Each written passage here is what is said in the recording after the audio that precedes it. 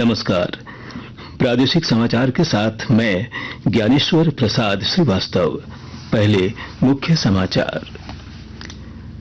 केंद्रीय गृह मंत्री अमित शाह कल झारखंड समेत नक्सल प्रभावित 8 राज्यों के मुख्यमंत्रियों के साथ करेंगे बैठक। राज्यों की सुरक्षा स्थिति और केंद्रीय मंत्रालय द्वारा चल रही विकास योजनाओं की होगी समीक्षा। झारखंड समेत देश भर के राष्ट्रीय राजमार्गों के किनारे दीवारें खड़ी कर यात्रियों के सफर को सुरक्षित बनाएगी केंद्र सरकार। सड़क परिवहन और राजमार्ग मंत्रालय ने जारी किया सर्कुलर। राज्य के शहरी क्षेत्र स्थित स्कूलों में कार्यरत पारा शिक्षकों के मानदेय में 4% की वृद्धि 1 जनवरी 2023 से मिलेगा लाभ। और दुर्गा पूजा के दौरान राज्य भर में 10,000 से अधिक अतिरिक्त जवानों को सुरक्षा में किया जाएगा तैनात। कल से 14 अक्टूबर तक विभिन्न जिलों में सुरक्षा व्यवस्था पर रखेंगे नजर। और अब समाचार विस्तार से। केंद्रीय गृह मंत्री अमित शाह कल झारखंड समेत नक्सल प्रभावित 8 राज्यों के मुख्यमंत्रियों के साथ बैठक करेंगे। इस दौरान राज्यों की सुरक्षा स्थिति की समीक्षा की जाएगी।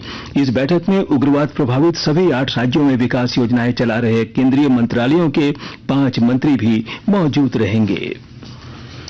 केंद्र सरकार झारखंड समेत देश भर के राष्ट्रीय राजमार्गों के किनारे दीवारें खड़ी कर यात्रियों के सफर को सुरक्षित बनाएगी।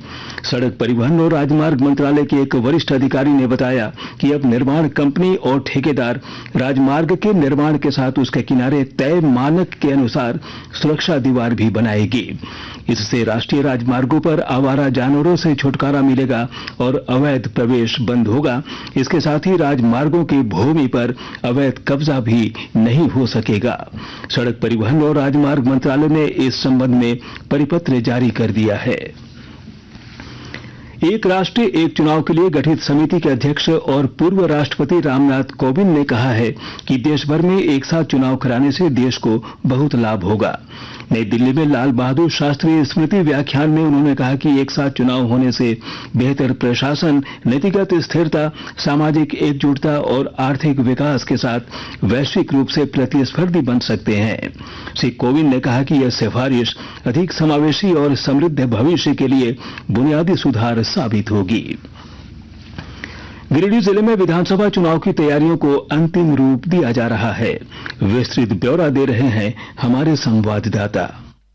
झारखंड में विधानसभा चुनाव की घोषणा भले ही नहीं हुआ हो, लेकिन गिरिडीह जिला प्रशासन चुनाव की तैयारियों को अंतिम रूप देना शुरू कर दिया है। गिरिडीह डीसी नमन प्रेस लकड़ा के आदेश पर मतदान कर्मियों का प्रशिक्षण शुरू हो गया है। मतदाताओं में चुनाव के प्रति जागरूकता पैदा करने के लिए LED वैन से प्रचार किया जा रहा है। EVM और वीवीपैट मशीन का प्रदर्शन समाहरणालय और जिले के सभी अनुमंडलों में किया जा रहा है। रमेश प्रभाकर, आकाशवाणी समाचार, गिरिडीह। केंद्रीय विज्ञान एवं प्रौद्योगिकी मंत्री जितेंद्र सिंह ने कहा है कि वर्ष 2047 तक भारत विश्व की तीसरी बड़ी अर्थव्यवस्था बनेगा और देश की विकास दर 6.7% होगी।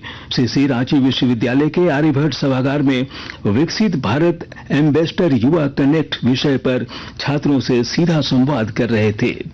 इस अवसर पर उन्होंने कहा कि प्रधानमंत्री नरेंद्र मोदी के कार्यकाल में देश निराशावाद से आशावाद में आया है और वर्तमान भारत में श्रेष्ठ प्रदर्शन करने की क्षमता है। आकाशवाणी के ताजा तरीन समाचारों के लिए आप हमारी वेबसाइट newsonair.gov.in पर लॉग ऑन कर सकते हैं। ताजा समाचार X handle @AIR news alerts और Facebook page All India Radio news पर भी उपलब्ध है। आप प्रादेशिक समाचार एकांश के X handle @AIR news _Ranchi और फेसबुक, इंस्टाग्राम पेज तथा YouTube channel AIR news Ranchi पर भी हमारे बुलेटिन सुन सकते हैं। प्रादेशिक समाचार आप आकाशवाणी रांची से सुन रहे हैं। राज्य के शहरी क्षेत्र स्थित स्कूलों में कार्यरत पारा शिक्षकों के मानदेय में 4% की वृद्धि की गई है। झारखंड शिक्षा परियोजना परिषद की ओर से जारी आदेश के अनुसार पारा शिक्षकों को 1 जनवरी 2023 से इसका लाभ मिलेगा। मानदेय बढ़ोतरी की राशि वेतन के साथ एरियर के रूप में मिलेगी। दुर्गा पूजा के दौरान राज्य भर में 10,000 से अधिक अतिरिक्त जवानों को सुरक्षा में तैनात किया जाएगा। पुलिस मुख्यालय के आदेश के बाद ये सभी अतिरिक्त जवान 7 से 14 अक्टूबर तक विभिन्न जिलों में सुरक्षा व्यवस्था संभालेंगे।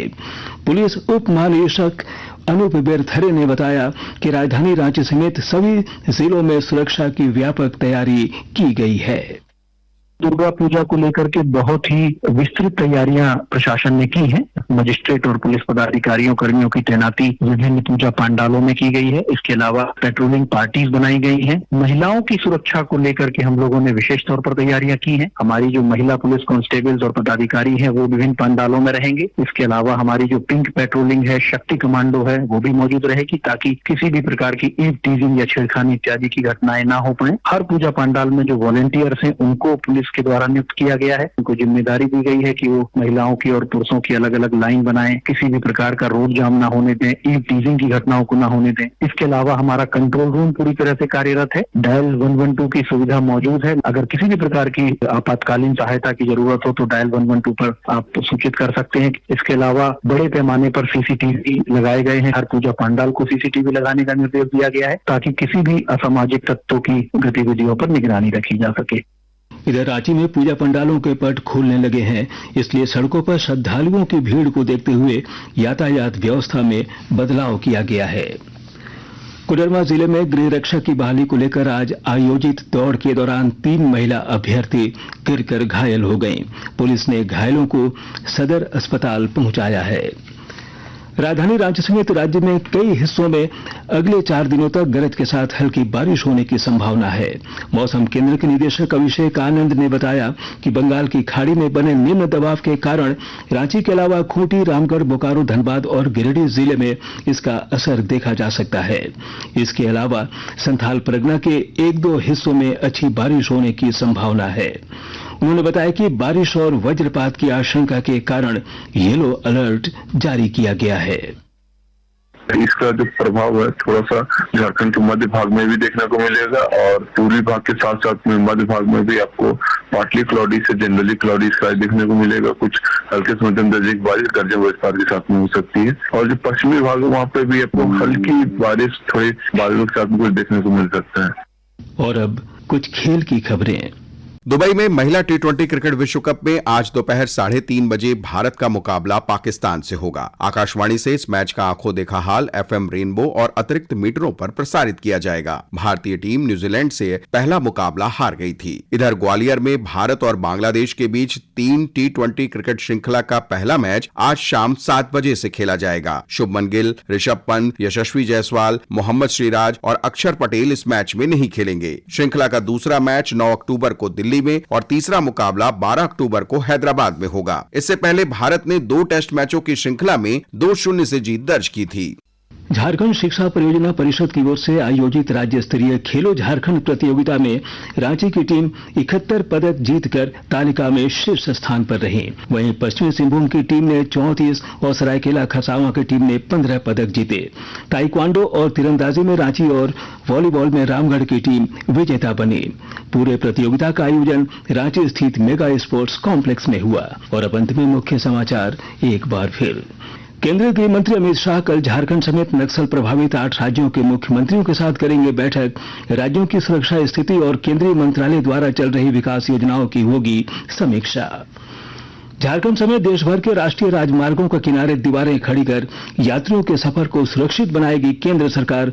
सड़क परिवहन और राजमार्ग मंत्रालय ने जारी किया सर्कुलर। राज्य के शहरी क्षेत्र स्थित स्कूलों में कार्यरत पारा शिक्षकों के मानदेय में 4% की वृद्धि 1 जनवरी 2023 से मिलेगा लाभ। और दुर्गा पूजा के दौरान राज्य भर में 10,000 से अधिक अतिरिक्त जवानों को सुरक्षा में किया जाएगा तैनात। कल से 14 अक्टूबर तक विभिन्न जिलों में सुरक्षा व्यवस्था पर रखेंगे नजर। इसके साथ ही आकाशवाणी रांची से प्रादेशिक समाचार का ये बुलेटिन समाप्त हुआ। नमस्कार।